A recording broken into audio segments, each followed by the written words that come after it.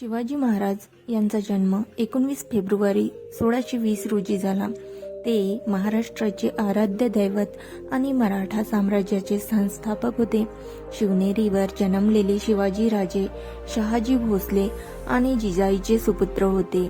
त्यांनी विजापूरची आदिलशाही आणि मुघल सत्तेला आव्हान देत हिंदवी स्वराज्य स्थापन केले.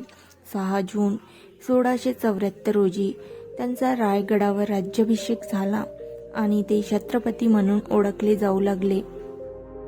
इसवी सन 1645चा काळ. सह्याद्रीच्या रांगांमध्ये एक तरुण सिंह आपल्या स्वप्नासाठी पेटून उठले होते.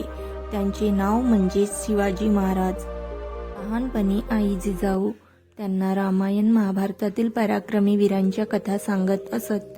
त्या कथा ऐकताना शिवाजी महाराजांच्या डोळ्यात स्वराज्याचे स्वप्न आकार घेत होते.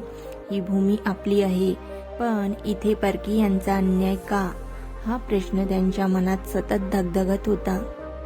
एके दिवशी रायेश्वर मंदिरात शिवाजींनी आपल्या मावळ्यांसमोर हात जोडून शपथ घेतली, आपण हिंदवी स्वराज्य स्थापू.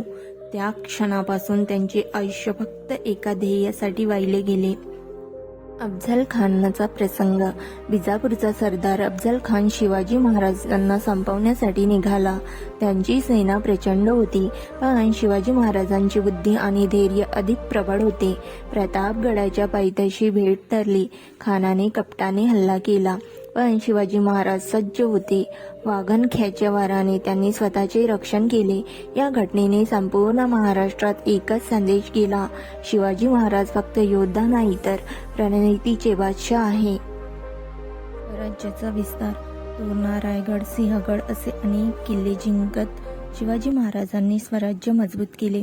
शिवाजी महाराजांनी स्त्रियांचा सन्मान, शेतकऱ्यांचे रक्षण आणि न्यायव्यवस्था यावर भर दिला. शिवाजी महाराजांच्या राज्यात प्रजेवर अन्याय होऊ दिला जात नव्हता. 1674 साली रायगडावर त्यांचा राज्याभिषेक झाला. तो क्षण फक्त एका राजाचा नव्हता, तो संपूर्ण महाराष्ट्राच्या स्वाभिमानाचा विजय होता. संदेश. छत्रपती शिवाजी महाराज आपल्याला शिकवतात, स्वप्न मोठं असावं, अन्यायाविरुद्ध उभं राहावं, बुद्धी आणि धैर्य यांची सांगड घालावी, स्वाभिमान कधीही सोडू नये.